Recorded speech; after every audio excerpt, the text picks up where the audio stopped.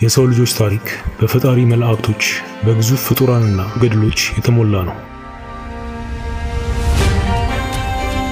እነዚህ ገድሎች ምስጢራዊና አስደናቂ ቢሆኑም ቀረብ ብሎ ላያቸው ግን ከብዙዎች የተሰወረውን የሰው ልጆችን ውጣ ውረድ በዝርዝር እናገኝባቸዋለን። የጥንቱ የአፖካሊፕቲክ የሃይማኖት መጽሐፍ የሆነው መጽሐፈ ሄኖክ የተጻፈው የኖህ ቅድመ አያት በሆነው በሄኖክ ነበር። መጽሐፉ ስለ ክፋት አመጣጥ፣ ስለ ወደቁት መላእክት፣ ስለ ኔፍሊም ወይም ግዙፍ ፍጥረታት፣ ስለ የውሃ ጥፋት፣ ስለ መሲሁና ስለ መጨረሻው ሰዓት አስገራሚ ራእዮችን አካቷል። ይሁን እንጂ መጽሐፉ የሰው ልጆች እንዴት እዚህ ደረጃ ሊደርሱ እንደቻሉና የተለያዩ አስደንጋጭ መረጃዎችን ያካተተ በመሆኑ በመጽሐፍ ቅዱስ እንዳይካተትና ከሕዝብ ዓይን እንዲሰወር ተደርጓል። ይህ መጽሐፍ ከመጽሐፍ ቅዱስ የተገለለበት ምክንያት ምንድን ነው? የያዛቸውስ ምስጢሮች ምንድን ናቸው? ማን ነበር? እንደ መጽሐፍ ቅዱስ ሄኖክ ለፈጣሪው ታምኖ የቅድስናን ሕይወት የሚመራ የአዳም የልጅ ልጅ ልጅና የኖህ ቅምቅም አያት የነበረ ሰው ነው። ከዚህም ሌላ በሰው ልጆች ታሪክ በዕድሜው ርዝመት ተወዳዳሪ የሌለው የማቱሳላህ አባት ነው። በሕይወት በነበረበት ከ300 ዓመት በላይ ዕድሜው ብዙ ልጆች ወልዶ ዘሩን ተክቷል። ሄኖክ ሞትን ሳያዩ በቀጥታ ወደ ገነት ከተነጠቁ ሁለት ሰዎች መሃል አንዱ ሲሆን ለ365 ዓመታት በምድር ላይ ከቆየ በኋላ ምናልባትም ልክ እንደ ኤልያስ ፈጣሪ እንደወሰደው በዘፍጥረት ምዕራፍ 5 ቁጥር 24 ላይ ተጽፎ እናገኘዋለን። ይህ ነቢይ በዘመኑ ለእምነቱ ታምኖ ኖሯል። ይህም በሕይወቱ መንገድ ላይ ትልቅ ተጽዕኖ አድርጓል። በማንኛውም ፈተና ለፈጣሪው ታዛዥና ታማኝ ነበር። ፈጣሪም ለሄኖክ በነበረው ፍቅር ምክንያት ሞትን እንዳይቀምስ አድርጎታል። የፍርድ ቀን ትንቢት የተባለውን የመጽሐፈ ሄኖክ ጸሐፊ በመሆኑ ሄኖክ ለብዙ ክርስቲያኖችና አይሁዳውያን መነጋገሪያ ነጥብ ነው። በአዲስ ኪዳን ላይ በሉቃስ ወንጌል፣ በዕብራውያን ወንጌል እንዲሁም በመጨረሻው የይሁዳ መልእክት ላይ ተነስቷል። በካቶሊክና በኦርቶዶክስ ቤተክርስቲያን እንደ ቅዱስ ሆኖ ክብር ይሰጠዋል። ሄኖክ ታዋቂ ሰባኪ ሰው ነበር። መልእክቱም ፈጣሪ በሰው ልጆች ላይ ካስተላለፈው ፍርድ መሃል የሚገልጽ ሲሆን ይህም አገልግሎቱ ስለ ጽድቅ ሰባኪውና ለመርከብ ገንቢው ለኖህ መንገድ ቀያሽ ነበር። አመጽና ኃጢአተኝነት በበዛበት በዚህ ዓለም ላይ ተለይቶ ፍርዱን በማወጁ ይህ ሰው በጭድ ውስጥ እንደተገኘ መርፌ ያደርገዋል። ስለዚህ መንፈሳዊ ሰው ታሪክና ስላሳለፈው ከተፈጥሮ በላይ የሆኑ ልምዶች ጠልቀን ለማየት በሄኖክ ወደ ተጻፈው ተአምራዊ መጽሐፍ ወደ መጽሐፈ ሄኖክ ፊታችን ማዞር ይኖርብናል።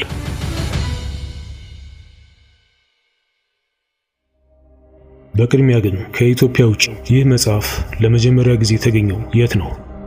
በ1946 መጨረሻዎቹ ወይም በ1947 መግቢያ አካባቢ በሰሜናዊ ምዕራብ በጥንታዊ የሙት ባህር ዳርቻ በአሁኑ ዌስት ባንክ በተባለው ቦታ ፍየሎቻቸውንና በጎቻቸውን ከሚያግዱ ወጣቶች መሃል አንዱ ወደ አንድ ዋሻ ውስጥ የወረወረው ድንጋይ ያልተለመደ የመሰንጠቅ ድምፅ በማሰማቱ ከባልደረቦቹ ጋር በመሆን ወደ ዋሻው ወረዱ። በዋሻው ውስጥም ትላልቅ የሸክላ ገንቦችን ያገኙ ሲሆን ከእነርሱ ውስጥም 7ቱ የተጠቀለሉ በቆዳና በፓፒረስ የተጻፉ ስክሮሎች ሆነው ተገኝተዋል።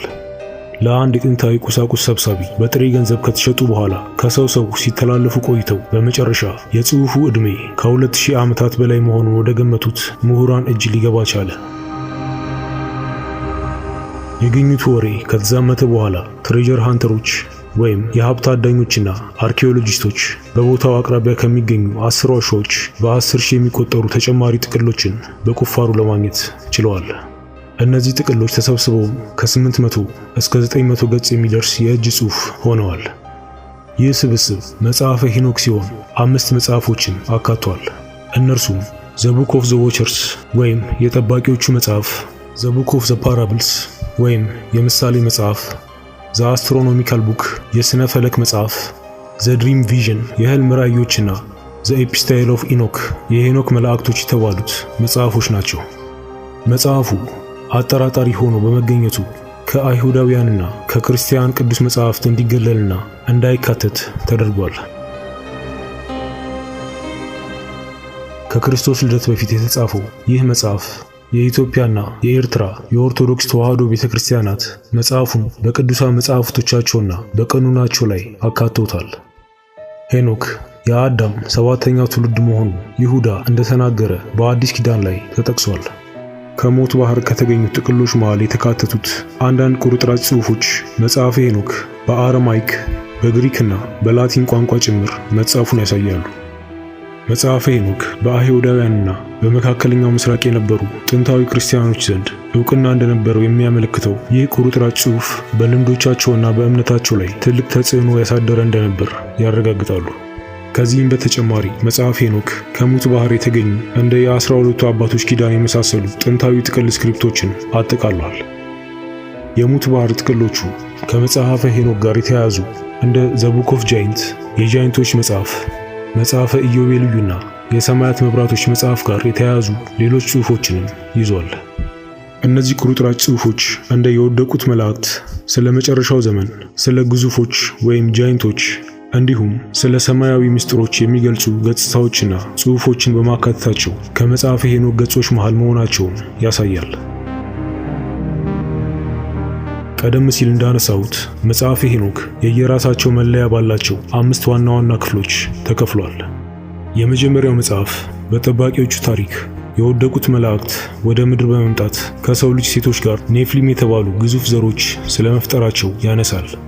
በወደቁት መላእክትና በዘሮቻቸው ላይ በፈጣሪና በመላእክቱ ስለተላለፈባቸው ፍርድም በዚሁ ክፍል ተገልጿል። በሁለተኛው መጽሐፍ በመጽሐፈ ምሳሌ ላይ በክፉዎች ላይ ስለሚፈረደው ፍርድና ለጥሩዎች ፈጣሪ የሚገባቸውን እንደሚያደርግላቸው ፍጹም አምላክና ፍጹም ሰው ስለሆነው ስለ መሲሁ ዳግመኛ መመለስ 3 ምሳሌዎች ሰፍረዋል። በተጨማሪም በመጽሐፉ ስለ ሙታን ትንሣኤና ስለ ፍጻሜው ዘመን ፍርድ ስለሚጠቅሱ የመጀመሪያ ጥቅሶች መሃል የተወሰኑትን አካቷል። በሦስተኛው ቅጽ በመንግሥተ ሰማያት መጽሐፍ ስለ ሰማያት ምስጢርና ምን እንደሚመስል ተቀምጧል።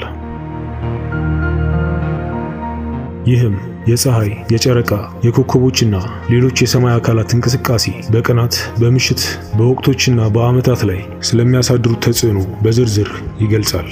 ከዚህም በላይ የእግዚአብሔርን ሕግና ደንቦች በመታዘዝ እንዴት የሰማይ አቆጣጠርን መጠቀም እንደምንችልና የበዓላትና የሰንበት ቀኖችን እንዴት ልንወስን እንደምንችል ያሳያል። ሄኖክ ስለታየው አስደናቂ ራእይ በገለጸበት በአራተኛው በመጽሐፈ ራእይ ጊዜና ቦታን አቋርጦ በምናባችን ወደ ሰማያዊ ዓለም ይወስድናል።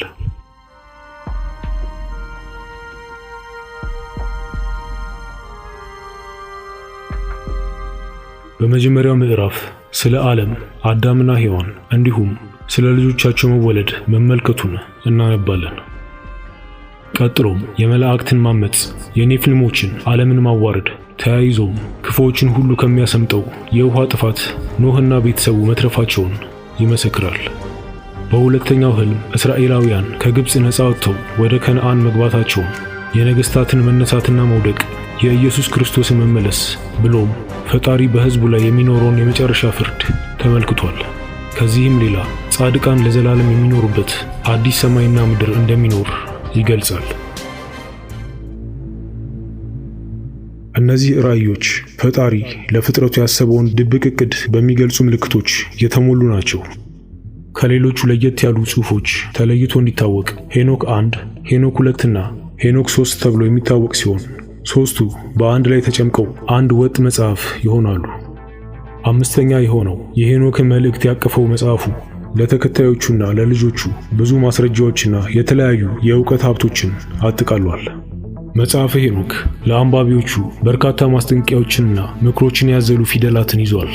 ከዚህም በላይ ስለ አንዳንድ ራእዮቹና ትንቢቶቹ፣ ስለ አንቲክራይስት ወይም ስለ ክርስቶስ ተቃዋሚ መነሳት አልፎም የሙታንን ትንሣኤ ቀደም ካሉት ሥራዎቹ መሃል ዘ ቡክ ኦፍ ዘ ዎቸርስና ዘ ቡክ ኦፍ ዘ ፓራብልስ እንዲሁም ከእርሱ ሥራዎች ውጪ ከሆኑት ከኖህ መጽሐፍና ከጃይንቶች መጽሐፍ የተወሰኑትን አካቷል። የሄኖክ የእጅ ጽሑፍ የሚጀምረው ለሰው ልጆችና ምድርን የጥንቆላና የክፋት ማዕከል ላደረጉት ለወደቁት መላእክት ከሚሰጠው ማስጠንቀቂያ ነው። መጽሐፉ ከአዲሱ ክፍለ ዘመን የቀን መቁጠሪያ ጀምሮ ባሉት የአይሁዳውያንና ከክርስቲያን ቀኖናዎች ላይ ተወግዷል። ምክንያቱ ደግሞ የእምነት ማዕከሎች ሊያወጡት ያልፈለጉትን ምስጢራት በማካተቱ ነው። ስለወደቁትም መላእክት በዝርዝር የተጻፈበት ሲሆን በጽሑፉም መላእክቱ ስለፈጸሙት ኃጢአት ከምድራዊ ሴቶች ጋር መባዘታቸውን ብሎም የሰው ዘር ዝግጁ ያልሆነበትን የሰማያት ምስጢሮችን መግለጣቸውን እናይበታለን። ለመጽሐፉ መከልከል እንደ ዋነኛ መንስኤ ከሆኑት መሃል ስለ ኢየሱስ ክርስቶስ የተለያዩ ትንቢቶችን መያዙ አንዱ ሲሆን ከዚህም በተጨማሪ ስለ ኔፍሊሞችና ስለ አባቶቻቸው መላእክቶች በጣም አስደናቂና ምስጢራዊ ታሪኮች መያዙ የሚሰመርበት ሆኖ ተገኝቷል። የእግዚአብሔር ቁጣና ፍርድ ይወርድባቸው ዘንድ የፈጸሙት ምንድን ነው? እነማንስ ናቸው? ፈጣሪ ዘዎቸርስ ወይም ተመልካቾች የተባሉትን የመላእክት ጭፍሮች መሬትንና ያሉትን ነዋሪዎች ይጠብቁ ዘንድ ትእዛዝ አስተላለፈ። እነዚህ መላእክት በዕብራውያን የእግዚአብሔር ልጆች በመባልም ይታወቃሉ። በልዑል እግዚአብሔር ፊት የሚሰግዱና የሚያገለግሉ ሰማያዊ ፍጥረታትና የመለኮታዊ ምክር ቤት አባላት ነበሩ። ከእነዚህ ጠባቂዎች መሃል የተወሰኑት ከሰው ልጅ ሴቶች ጋር በፍቅር በመውደቃቸው የነበረባቸውን ኃላፊነት በመተው ወደ ምድር በመውረድ ከሴቶች ጋር ተጋብተው ልጆች ወልደዋል። በመላእክትና በሰው ልጆች ግንኙነት የተወለዱት እነዚህ ግዙፍ ፍጡራን ኔፍሊም በመባል ይታወቃሉ። ኔፍሊም የሚለው ቃል በቀጥታ የጽንስ መጨንገፍ ወይም የአስፈሪ ፍጡራን መወለድን የሚገልጽ ሆኖ እናገኘዋለን። እነዚህ ፍጡራን መደበኛ የሰው ልጅ ቅርጽም ሆነ ባህሪ ያልነበራቸውና በምድር ላይ ለመጣው አስማታዊ ዕውቀት፣ ክፋትና አመጽ ዋነኛ ምንጭ ነበሩ። ባለፉበት ቦታ ሁሉ ደም መፋሰስ፣ ጭቆናና ትርምስ ይከተላቸዋል። መጽሐፉ መላእክቶቹና ልጆቻቸው የክፋት ዋነኛ ምንጭና ለውሃ ጥፋቱ መንስኤ መሆናቸውን አስምሮበታል። ጠባቂዎቹ የፈጣሪን ትእዛዝ በመተላለፋቸው ብቻ ሳይሆን መኖሪያቸውን መንግሥተ ሰማያትን ትተውና ከሰው ልጆች ጋር በማርከሳቸው ብሎም ለዘሮቻቸውና ለሰው ልጆች እንደ የጦር መሳሪያና የጦርነት ስልቶች፣ ሰማያዊ ሳይንስ ወይም አስትሮሎጂ፣ ጥንቆላና ሟርት እንዲሁም የተለያዩ የተከለከሉ ጥበቦችን አጋልጧል። የፍጥረትን ተፈጥሯዊ ሂደት በማዛባትም ኃጢአትንና ሞትን ለዓለም አስተዋውቋል። ፈጣሪም በድርጊታቸው በማዘን የፍርድ ቀን እስኪመጣ ስቃይ በበዛበትና በጨለማው በጥልቁ ቦታ ያስሯቸው ዘንድ የቅርብ ተጠሪዎቹን እንደ ሚካኤል፣ ገብርኤልና ኡራኤል ያሉትን ሊቃነ መላእክት ወደ ምድር ላካቸው። በተጨማሪም ኔፍሊሞችንና አጋሮቻቸው የሆኑትን የሰው ልጆች መላው ምድርን በሚሸፍን ታላቅ ጎርፍ እንዲጠፉ ወሰነ። መርከብ ሰርቶ ከፍጡራን ሁሉ ጥንድ ጥንዱን እንዲያተርፍና ቤተሰቡን ከሚመጣው አደጋ እንዲታደግ ዘንድ ክፋት የሌለበትን ጻድቁን ኖኅን መረጠው። በመጽሐፈ ሄኖክ የምናገኘው የጠባቂዎችና የኔፍሊሞች ታሪክ በመጽሐፍ ቅዱስ በዘፍጥረት 6 ላይ ካለው ጽሑፍ ጋር መመሳሰልም መለያየትም እናይበታለን። በዘፍጥረት ምዕራፍ 6 ላይ ስለ ጠባቂዎቹና ስለ የሰው ልጅ ያለ ብዙ ማብራሪያ ወይም ዝርዝር በአጭሩ ተጠቅሷል። ስለ ኔፍሊሞችም በጥቂቱ የተነሳ ቢሆንም ስለ አመጣጣቸውና ስለ ተፈጥሯቸው ብዙ መረጃ አይሰጥም። ዘፍጥረት ምዕራፍ 6 በአብዛኛው አትኩሮቱን ያደረገው ስለ ሰው ልጅ ክፋትና ፈጣሪ በፍጥረቱ መጸጸቱ ላይ ነው። የውሃ ጥፋቱ ለሥጋ ለባሽ በሙሉ እንደ ቅጣት ሆኖ የተቀመጠ ሲሆን ቅጣቱ ለመላእክቱ ዘሮች ብቻ ሳይሆን ለመላእክቱና አብረዋቸው ለተኙት ሴቶችም ጭምር ነበር። አንዳንድ ምሁራን እንደሚጠቁሙት ከሆነ መጽሐፈ ሄኖክ ለዘፍጥረት እንደ ማስፋፊያና እንደ ትርጓሜ እንደሚወሰድ ነው። ሌሎች ደግሞ ጽሑፎቹ በብዙዎች ይነገር የነበርና የተስፋፋ ጥንታዊ የመካከለኛው ምስራቅ ወግ ከመጠቆም የዘለለ ፋይዳ እንደሌላቸው ይናገራሉ።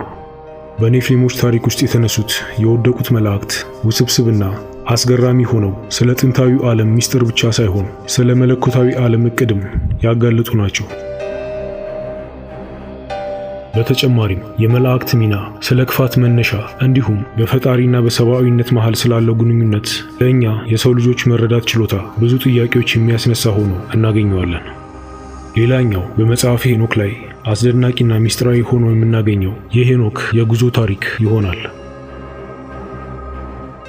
ፈጣሪ ስለወደቁት መላእክትና ለጻድቃን ምስካሪ ይሆን ዘንድ ለምንና እንዴት ሄኖክን ሊመርጠው ቻለ?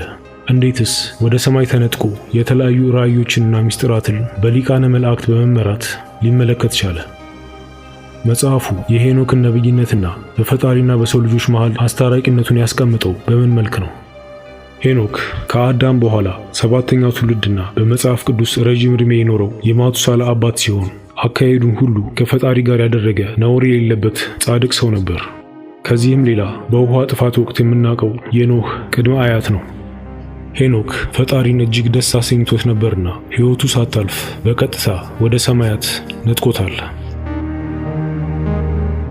መጽሐፍ ቅዱስ ይላል በዘፍጥረት ምዕራፍ 5 ቁጥር 24 ሄኖክ አካሄዱን ከእግዚአብሔር ጋር አደረገ፣ እግዚአብሔር ስለወደደውም አልተገኘም። በእግዚአብሔር ከተወሰደ በኋላ ስለነበረው ሁኔታ መጽሐፈ ሄኖክ የበለጠ ያብራራልናል። ፈጣሪ ከመረጠውና ከወሰደው በኋላ እግዚአብሔርን በድለው ስለወደቁት መላእክትና ከተፈጥሮ ውጪ የሆኑትን ኔፊሊሞችን የወለዱትን ሴቶች እንዲመለከትና ምስክር እንዲሆን ፈቅዶለታል።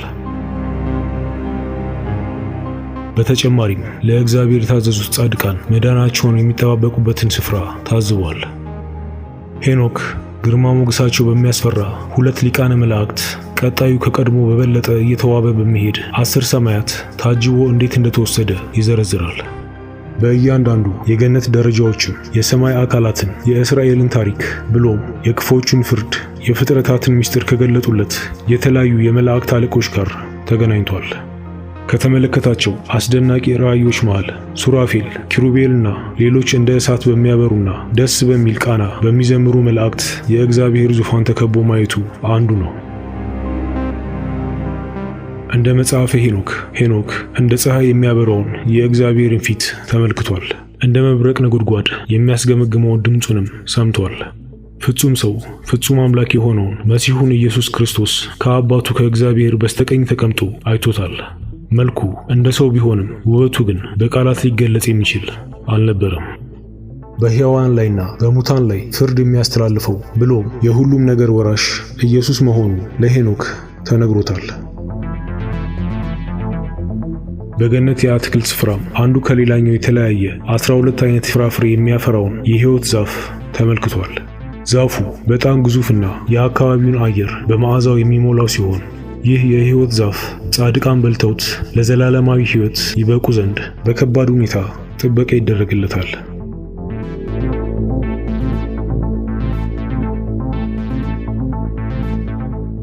የወደቁት መላእክት እስከ ፍርድ ቀን ድረስ የታሰሩበትን ስቃይ የበዛበትን ጥልቅና ጨለማ ቦታ የታዘበ ሲሆን ይህም ቦታ በእሳት በጭስና በትሎች የተሞላ ነበር። ይህም ገደል የጠባቂዎቹ መሪዎች የሆኑትን በእግዚአብሔር ተሰይመው የተረገሙትን እንደ ኮከብ የሚያበሩ 7 አለቆች አካቷል። እነርሱም 7ቱ የሲኦል ልዑሎች ናቸው። ስፍራው ሰዎች እንደ ጥፋታቸው የሚታሰሩበት በ4 ክፍሎች ተከፍሏል። የመጀመሪያው ክፍል ጻድቃን ተሰብስበው የትንሣኤን ቀንና ሽልማታቸውን በሰላም የሚጠባበቁበት ክፍል ነው። በሁለተኛው ክፍል ተራ ኃጢአተኞች በሐዘንና በጸጸት የፈጣሪን ምሕረትና ይቅርታ የሚጠባበቁበት ነው። በሦስተኛው ክፍል ክፎች በሕመምና በጭንቀት ውስጥ ሆነው የእግዚአብሔርን ቁጣና ቅጣት የሚጠባበቁበት ክፍል ነው። የመጨረሻውና አራተኛው ተስፋ የሌላቸው ከሃዲዎች የሚገኙበት ሲሆን ስፍራው እጅግ አስፈሪና ምንም አይነት ተስፋ የሌለው ሆኖ እናገኘዋለን። መጽሐፉ የሄኖክን የነብይነት ሚና እንዲሁም በፈጣሪና በሰው ልጆች መሃል እንደ ድልድይ አድርጎ አስቀምጦታል። የሄኖክ ነብይ ሆኖ መመረጥ ምክንያትም በፈጣሪና በመላእክቱ መገለጽ ስለተደረገለት ሲሆን ራእዩን በጽሑፉ ያስቀመጠው ለወደፊቱ ትውልድ ትንቢቱን ለማቆየት ነበር። በአንዳንዶች ዘንድ እንደ አማላጅ ሆኖ የታየበት ምክንያትም ለወደቁት አማልክትና ለኃጢአተኛ ሰዎች ጸሎት በማድረጉና የፈጣሪን መልእክትና ማስጠንቀቂያ በማስተላለፉ ነበር። ቀደም ሲል እንደጠቀስኩት የሄኖክ ጉዞ ታሪክ በመጽሐፍ ቅዱስ ላይ ካለው ጋር መመሳሰልም መለያየትም ይታይበታል። በመጽሐፈ ሄኖክ ከኃጢአተኛ የሰው ልጆችና ከወደቁት ጋር ያደረገው ምልልስና በሰውና በፈጣሪ መሃል የአስታራቂነቱን የመልእክተኝነቱን ሚና በዝርዝር የሚያስቀምጥ ሲሆን በመጽሐፍ ቅዱስ ግን የተጠቀሰው በዘፍጥረት ምዕራፍ 5 እና በዕብራውያን ምዕራፍ 11 በአጭሩ ነው። በዘፍጥረት 5 ላይ ሄኖክ ከአዳም እስከ ኖህ ባለው የዘር ሐረግ መሃል ላይ እንደሚገኝ ብሎም አካሄዱን ከእግዚአብሔር ጋር በማድረጉና ሞት ሳይደርስበት መነጠቁን አስቀምጧል። በዕብራውያን ምዕራፍ 11 ላይም ሄኖክ በእምነታቸው ከጸኑ ቅዱሳን መሃል ያስቀመጠው ሲሆን እግዚአብሔርን ደስ አሰኝቶ በመነጠቁ ሞትን እንዳላየ አስፍሯል። አጽናፈ ሰማያዊ የሆኑ ሚስጥራት የእስራኤላውያንን ታሪክና በክፉዎች ላይ ስለሚመጣው ቁጣት ጨምሮ በመጽሐፉ ከተሸፈኑ ርዕሶች መሃል ናቸው። በተጨማሪም ከእግዚአብሔር ጎን ስለሚቀመጠው በሕያዋንና በሙታን ላይ ስለሚፈርደው ስለ ፈጣሪ ልጅም ያስተዋውቃል። በመጽሐፉ የሳምንታት ጥፋት ተብሎ የሚታወቀው ክፍል የሰው ልጆችን ታሪክና መዳን በ10 የተለያዩ ወቅቶች ወይም ሳምንታት ከፋፍሎ የወደፊቱን ራዕይ ያሳየናል። የእያንዳንዱን ሳምንታት ጉልህ ስኬቶችና ባህሪያት እንደሚከተለው ጠቅለል ባለ ሁኔታ ተቀምጠዋል። በመጀመሪያው ሳምንት ላይ ፍርድና ጽድቅ በጸኑበት በሰባተኛው ቀን ሄኖክ ተወለደ። በሁለተኛው ሳምንት ከሄኖክ ዘመን በኋላ ታላላቅ ክፉ ነገሮች ተነሱ። ከቅጣቱ አንድ ሰው ተረፈ፣ እርሱም ኖህ ነው።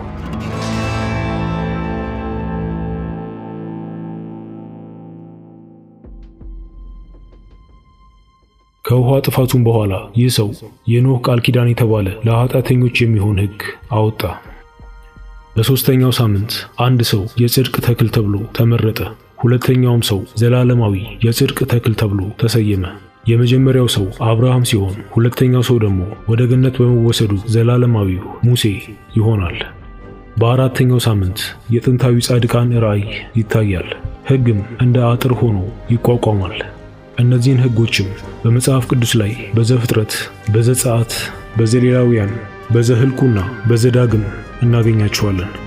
በአምስተኛው ሳምንት የንጉሥ ዳዊት መንግሥት መመስረትን፣ በስድስተኛው ሳምንት በሳምንቱ መጨረሻ ላይ የቤቱና የመንግሥቱ መፍረስና መቃጠል፣ የሰዎችን ዓይን መሸፈንና የተመረጡት ሕዝቦች ስር መበተን ያሳያል። ይህም ከዳዊት ንግሥና ጊዜ ጀምሮ እስከ ስደቱ ያለውን ጊዜ የሚያመላክት ይሆናል። በሰባተኛው ሳምንት ከሃዲው ትውልድ ይነሳል። ሥራቸውም ሁሉ የወንጀለኛ ነው። የተመረጡትም ለመንጋው 7 እጥፍ የሆነ መመሪያ ያወጣሉ። ይህም ወቅት የድህረ ግዞት የሙስናና የጣዖት አምልኮ የተስፋፋበት ጊዜ ነው። ስምንተኛው ሳምንት ከፍርድ ቀን በኋላ የጻድቅነት ሳምንት ይመጣል። በዚህ ወቅት ለታላቁ ንጉሥ ዘላለማዊ ክብር የሚሆን ቤት ይገነባል። ኢየሱስ ክርስቶስ በጻድቃን ላይ የሚነግስበት ጊዜ ነው። ዘጠነኛው ሳምንት ይህ ወቅት ኃጢአተኞች ሁሉ ለዘላለማዊ ጥፋት ከምድር የሚታጨዱበት፣ ጨካኞች የሚቀጡበትና ጻድቃን ነፃ የሚወጡበት የመጨረሻው ፍርድ ቀን ይሆናል። በ10ኛው ሳምንት አዲስ ዓለምና አዲስ ገነት ይሆናል። ፈጣሪም ከሕዝቡ ጋር በአንድነት ይኖራል። ይህም ፍጥረት ታድሶና ፍጹም ሆኖ ወደ ነበረበት የሚመለስበት ነው። በባቢሎናውያን ታሪክ ከፀሐይ አምላክ ጋር የተያያዘው ጸረ ዴሉቪያኑ ሰባተኛው ንጉሠ ነገሥት ኢማንዳ ራና ከተፈጥሮ በላይ የሆኑ መገለጦችን ተቀብሏል። በተመለከተው ራእይም ልክ እንደ መጽሐፉ የመሲሁን መምጣት ትርጓሜ አስቀምጧል። ለመፍረድና ዘላለማዊ መንግሥት ለመመስረትም የሰው ልጅ ይመጣል። በፍጻሜው ዘመንም ኮስሚካዊ ለውጦችና በመላእክት መሃል ግጭቶች እንደሚኖሩ ብሎም ሰማያት ጣልቃ እንደሚገቡ እናያለን። በመጽሐፉ ውስጥ ያለው ትረካ በመጽሐፍ ቅዱስ በዳንኤልና በራእይ ጽሑፎች ካሉት የተለየ ሆኖ ይታያል።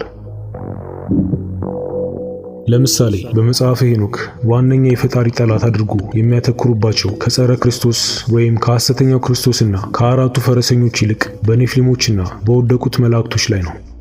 በተመሳሳይ ሁኔታ መጽሐፉ የሙታንን ትንሣኤ ባያነሳም መጥፎች ከመልካሞች እንደሚለዩ አስቀምጧል። በመጽሐፈ ሄኖክ የሳምንታቱ የእንስሳትና የሰማያዊ አካላት አተረጓጎም በመጽሐፍ ቅዱስ ካሉት ንባቦችና ምልክቶች የተለዩ ሆነው ይታያሉ። ስለ ወደቁት መላእክት፣ ስለ ግዙፎቹ ፍጡራንና ስለ መጨረሻው ዘመን ድብቅና አከራካሪ ምስጢሮችን የሚገልጠው መጽሐፈ ሄኖክ በብዙ መንገድ ከመጽሐፍ ቅዱስ የተለየ መሆኑን ያንጸባርቃል። ነገር ግን አሁንም ብዙሃኑ የተደበቁ እውነቶችና ግንዛቤዎችን እንደያዘ እምነታቸው ነው። በመጽሐፉ ከመጽሐፍ ቅዱስ ጋር ከሚለያይበት ክፍሎች መሃል መጽሐፍ ቅዱስ ሄኖክ የተነጠቀው ኖህ ከመወለዱ ከዓመታት በፊት ቢሆንም በሄኖክ ምዕራፍ 10 ከቁጥር 1 እስከ 3 ኖህን ብዙ ጊዜ ጠቅሶታል። እጅግ የተቀደሰውንና ታላቁን የላሜህን ልጅ በኡራኤል በኩል እንዳናገረው አስፍሯል። ለላሜህም ሂድና በእኔ ስም የውሃ ጥፋት እንደሚኖር ንገረው። በፈጣሪ ቁጣ በሚመጣ የጎርፍ መጥለቅለቅ ዓለም ይመታል፣ ምድርና በዚያ ያለውም ሁሉ ይጠፋል። መጽሐፍ ቅዱስ ሄኖክ በፈጣሪ ከተወሰደ በኋላ ወደ ምድር ስለመመለሱ ያሰፈረው ነገር የለም። ስለዚህ መጽሐፈ ሄኖክን እርሱ ራሱ ከጻፈው ስለ ውሃ ጥፋትና ስለ ኖህ እንዴት ለማወቅ ቻለ የሚለው ጥያቄ አነጋጋሪና አከራካሪ ያደርገዋል። በመጽሐፈ ሄኖክ ፈጣሪ በምድር ላይ ለመጣው ብክለት ተጠያቂ ያደረገው አዛዜል የተባለ ጋኔንን ነው። እንደምናነበው ለሰው ልጅ በአስተማሪው ኃጢአት ምክንያት ምድር ሁሉ ቆሽሿል። መጽሐፍ ቅዱስ ለመጀመሪያው ኃጢአት ተጠያቂ የሆነውን ሳጥናኤል ዲያብሎስ ወይም ሰይጣንን ተጠያቂ ከማድረግ ውጭ ሌሎች አባሪዎቹ ቢኖሩም ጋኔኖቹ ስማቸው አልተጠቀሰም።